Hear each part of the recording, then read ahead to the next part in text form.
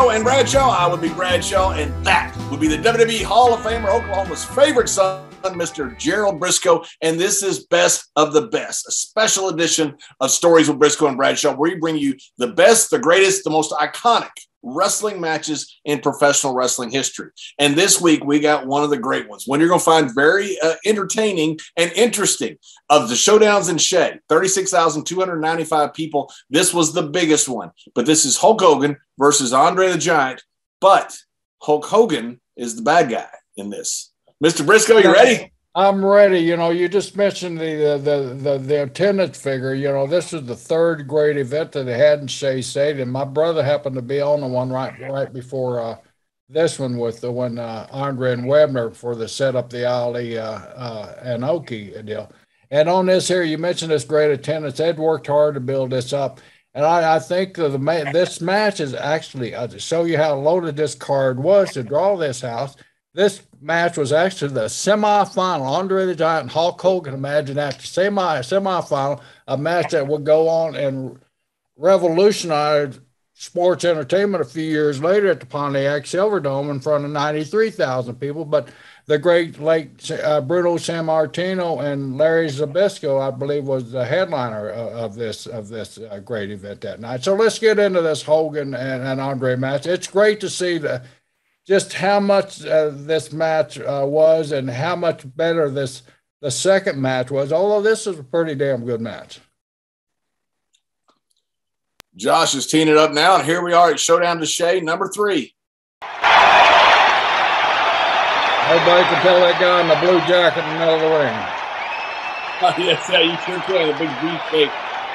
Got that pompadour haircut again.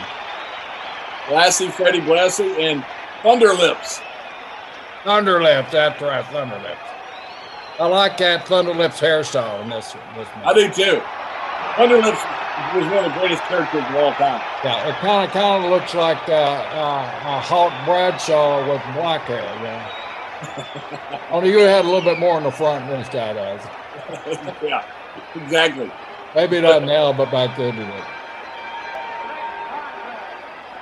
And look at Andre. Speaking of hair, man, this is Andre's finest representation of hair right here. That's a giant head of hair.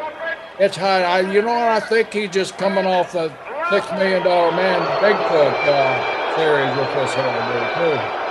I know you were just a young puppy when that thing come up, but do you remember that hairstyle that Andre had? Oh, absolutely. I loved watching him on $6 Million Man Elite 8. I was a huge wrestling fan, so when I got to see Andre playing Bigfoot, it was awesome. Well, it's just like Thunderlips. Wow, what a resemblance to Thunderlips. You know, Hogan at this time is huge. I mean, absolutely huge. Probably one of the biggest stages of his career bigness. But look at him next to Andre. There's no comparison.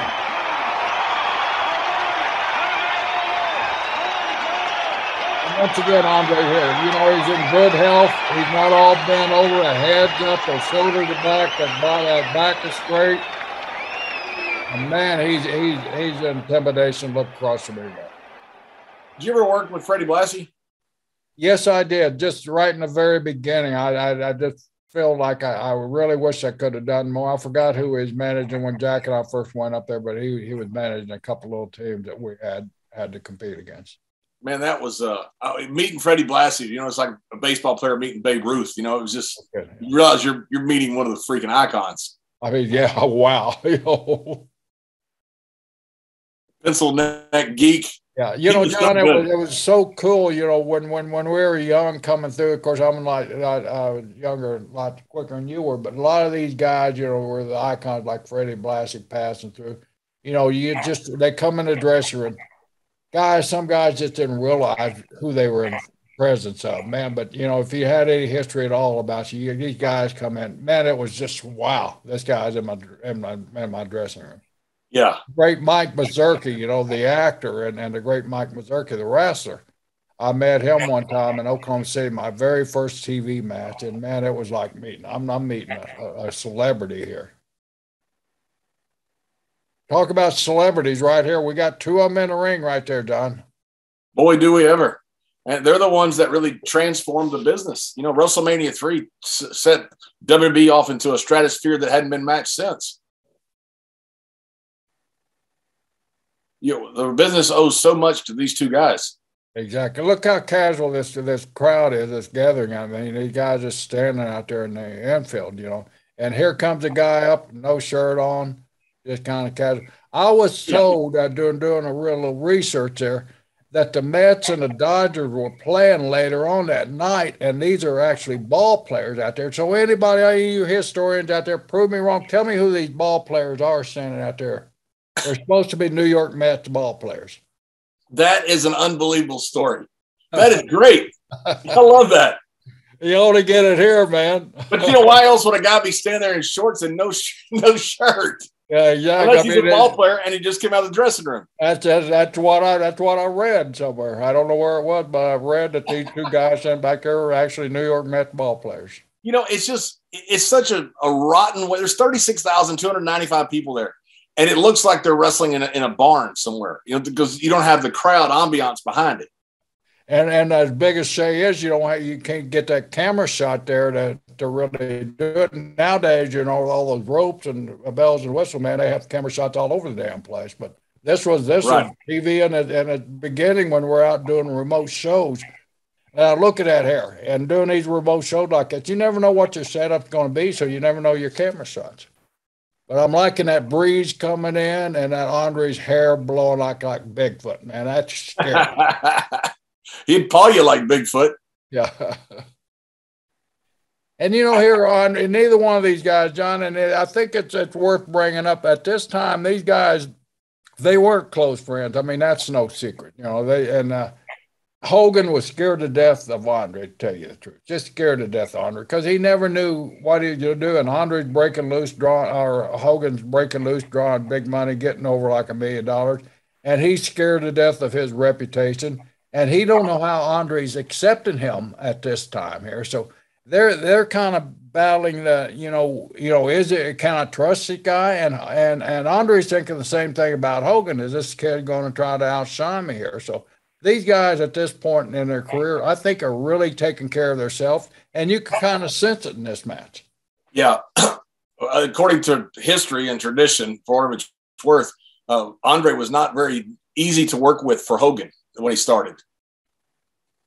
Andre had to really like you and trust you for him to really give you his body. But once he did, man, as we'll see later on these trilogies, the guy was an athlete. I just love classy Freddie Blassie at ringside. Yeah. He's such the epitome of a great manager. I was reading some comments about this match there, and a couple of comments with Hogan's manager. I mean, a lot of people watching this thing that aren't true wrestling fans, a lot of them said, what a distinguished gentleman standing outside Hogan's corner. But that was Blassie. I was reading his classy Freddie Blassie, man. That's right. Can you imagine if Vince and Kevin were doing a shoot now and he saw some guy in the second row with his shirt off? That guy would not be around the next 30 seconds. Get him out of here. Get him out of here. Who is that? Damn it, Kevin. Who the hell is that? Quit shooting him. There's just a guy standing there in this iconic wrestling match with his shirt off and those little nut hugger shorts.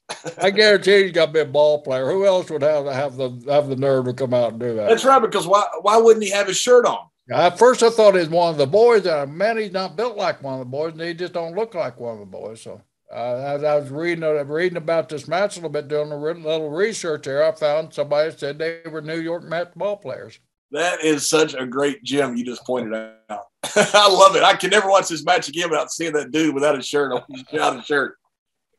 Just so casual out there, man. Just casual standing there. Strolling in the park, man, playing second base there. Hope he don't get no grounder, man. Those shorts are meant to get the ball on the ground. Hogan called it out here, but yeah. Classy Freddie there. Look at him and Hogan were made for each other at this point in Terry's career. Terry's a heel too in this match. And Hogan is, I think, in my opinion, he's doing a great job here. He's putting over, and because Hogan must have never had the opportunity to work this type of heel style. He was always the big guy, right? So he's got a smaller guy, and he's a smaller guy now, and he could sell the jump. That's some heavyweight. Hogan was never easy to pick up and slam or pick up because he didn't like taking those big bumps like that. So you can kind of see Andre moosing him up there. You know, isn't that amazing? He didn't like taking the big bumps, but he dropped that leg for 30 years. That's the worst move you can possibly do to your spine. That's the reason he's had 17 or 18 back operations. That's right. Yeah. I did that a couple times. My back was so sore. I will never drop a leg again. I hope not. I certainly will now. It would be a pretty sight to see you do it now, John. If I do now, it's not on purpose.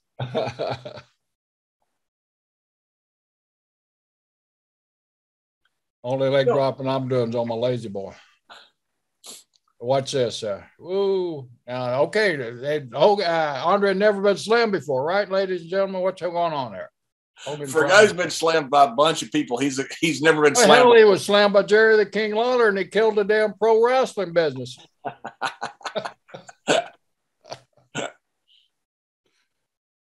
Yeah, you're right. Oh, referee bump. Yeah, Hogan did not get up very well on that slam.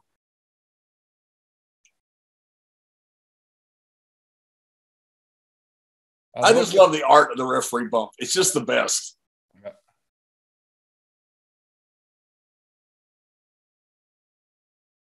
And look at the photo core there. I mean, it's mostly Asian from Japan that come over to cover this match because both these guys were stars over there. And look at that. Andre got up a lot easier for the slam than Hogan did. I guess Vince finally got rid of the ball player and no shirt. Yeah. That was Kevin Dunn Sr. was sent out there to get rid of him. Yeah. At that time, Senior was doing the truck and Junior was probably doing the – can you imagine him being the security, though? Yeah, second referee comes in and gets the ball. And now this finish, Josh, passes up. John and I were making fun of our co-workers there. Back it up so we can see the finish. It's kind of a controversial finish. There's a fast count like we've seen before, but a Hogan kicks on two also. Watch this, John. Watch this. Wow. I didn't notice that the first time. That was a Road Warrior doing a job. Yeah. That was Hulk Hogan doing a job. That was a 2.5. Warrior Hogan doing a job. And he unbelievable. Yeah. Fast count, and on that fast count, he manages to kick out on two. Oh, yeah. That wasn't even close to three.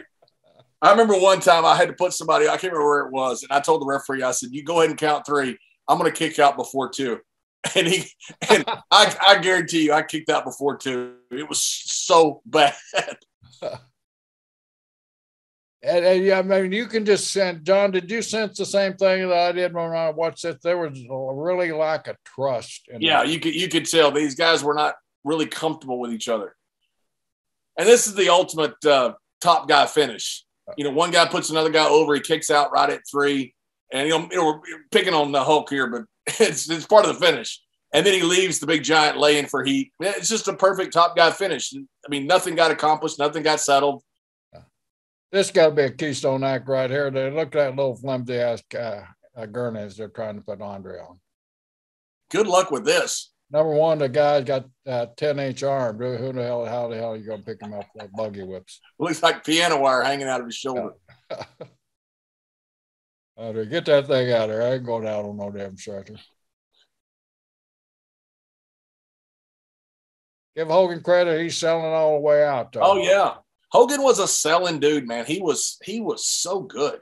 He could, man. And that was part of that thing. That's what made that hulking up so damn easy because he sold like a champ, you know? Yeah. 7 minutes, 48 seconds. A winner. When did the Zelda come? I didn't see that. When did the color come, John? When he hit him hit him right after it was something. He hit it right as soon as the fall went down and the referee counted three and turned his back. He nailed Andre with something. And that's when Andre went down selling. Yeah, we're going to see it. They'll probably show it right here. Hey, look at us straining to get him up for that slam there. Hogan didn't like the altitude.